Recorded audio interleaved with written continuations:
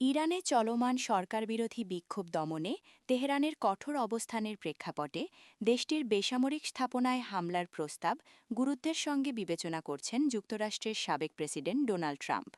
White হাউসের ভেতরে এ বিষয়ে উচ্চ পর্যায়ের আলোচনা জোরালো হয়েছে বলে একাধিক মার্কিন প্রশাসনিক সূত্রের বরাতে জানা গেছে।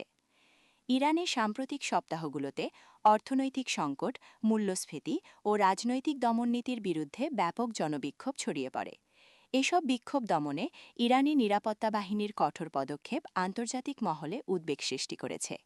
মানবাধিকার সংস্থাগুলো দাবি করেছে বিক্ষোভকারীদের ওপর নির্বিচার শক্তি প্রয়োগ করা হচ্ছে এবং বহু বেসামরিক নাগরিক হতাহত হয়েছে।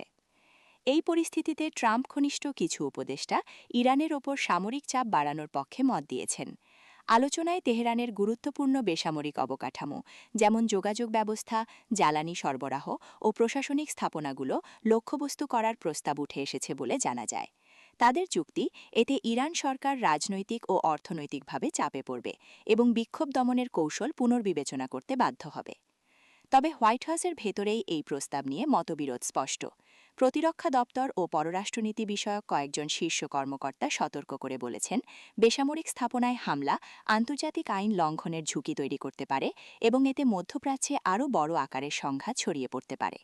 তারা কূটনৈতিক চাপ, নিষেধাজ্ঞা ও আন্তর্জাতিক জোটের মাধ্যমে ইরানকে চাপে রাখার পক্ষে মত দিচ্ছেন। অন্যদিকে ট্রাম্প ঘনিষ্ঠ কট্টরপন্থী উপদেষ্টারা মনে করছেন, আগের নিষেধাজ্ঞা ও কূটনৈতিক উদ্যোগ কাঙ্ক্ষিত ফল দেয়নি। তাদের মতে শক্ত অবস্থানই ইরানকে পিছু হাঁটাতে পারে। এই বিষয়ে এখনও কোনো চূড়ান্ত সিদ্ধান্ত হয়নি বলে হোয়াইট হাউস সূত্র জানিয়েছে। তবে আলোচনার তীব্রতা থেকে স্পষ্ট, ইরান ইস্যুতে যুক্তরাষ্ট্রের নীতিতে বড় ধরনের পরিবর্তনের সম্ভাবনা উড়িয়ে দেওয়া যাচ্ছে না।